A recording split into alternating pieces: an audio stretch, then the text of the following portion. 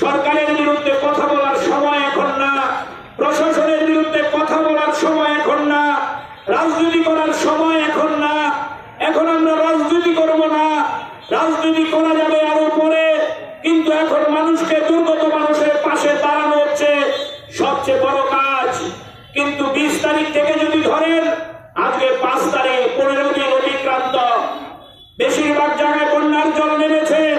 আমি আপনাদের বলবো, পৌরসভার অফিসারের কাছে গেছেন আমাদের প্রতিনিধিরা, আপনারা বন্যা কবলিত এলাকাগুলো ঘুরে দেখেন তো, দক্ষিণ চন্দ্রপুরে যান তো, হরিজন কর্মীতে যান, আমাদের চন্দ্রপুরের অরুণবাবুরা এখানে আছেন, কৃষ্ণাদীরা এখানে আছেন, জিজ্ঞেস করুন তো তাদের রাস্তাঘাটের অবস্থা, পানীয় জলের অবস্থা।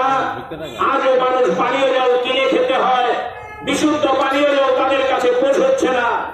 রাস্তাগুলো এত তাড়াতাড়ি মেরামত করা সম্ভব না, নতুন করে আমরা জানি, কিন্তু মানুষ যাতে হাঁটা চলা করতে পারে, ই রিক্সা অটো যাতে চলতে পারে, তার জন্য সরকি পড়বে না, তার জন্য আলাদা করে একটু টেম্পোরারি মেরামত হবে না। সরকার কোথায়? 15 দিন হয়ে গেল, দক্ষিণ চন্দ্রপুরে হাঁটার রাস্তা নেই, কাদা, মাছি মশার উপদ্রব, ঘরে ঘরে রোগ জীবাণু, সরকারি তরফে ব্লিচিং ছেটানোর কোনো ব্যবস্থা নেই, মশা নিধন করার জন্য কোনো মেশিনারি নেই। কি কাণ্ড! অথচ আমরা প্রচার দেখছি দিল্লির থেকে নাকি কোটি কোটি টাকা আসছে। রাজ্যের মুখ্যমন্ত্রী থেকে শুরু করে মন্ত্রিসভার প্রায় সব সদস্যরা প্রতিদিন টুইট করছেন, নরেন্দ্র মোদী সাহেব এত কোটি দিয়েছেন, তো অমিত শাহ এত কোটি দিয়েছেন, বিভিন্ন রাজ্যের মুখ্যমন্ত্রীরা তান্ত অবিলে টাকা দিচ্ছেন, সরকার নাকি ঢেলে টাকা দিচ্ছে। দিল্লির সরকার, ট্রিপল ইঞ্জিনের সরকার, রাজ্যে নাকি টাকার কোনো অভাব নেই। আমরা জিজ্ঞেস করি, টাকার অভাব নেই, এটা কি প্রমাণ? ঘর ভেঙে পড়ে আছে টেম্পোরারি, এখন অব্দি একটা পরিবারে 2 ভাগ টিন দেওয়ার ব্যবস্থা নেই।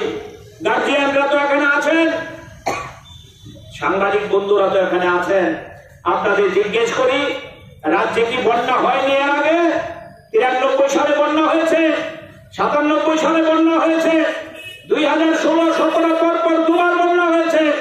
বন্যার পরপরই আমরা দেখেছি তৎকালীন বামফ্রন্ট সরকার ঘরে ঘরে কাজের ব্যবস্থা করেছে, বিনা পয়সায় রেশন দিয়েছে, 2 ভাগ করে টিন দিয়েছে, পলিথিন দিয়েছে।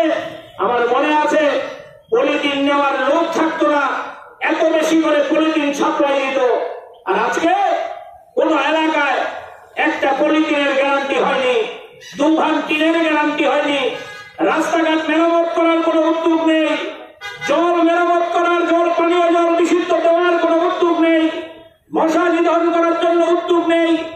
ড্রেনগুলো ভরে আছে, নদীতে পাহাড় থেকে যে নোংরা এসেছিল, এই নোংরা আজ অব্দি পরিষ্কার হয়নি।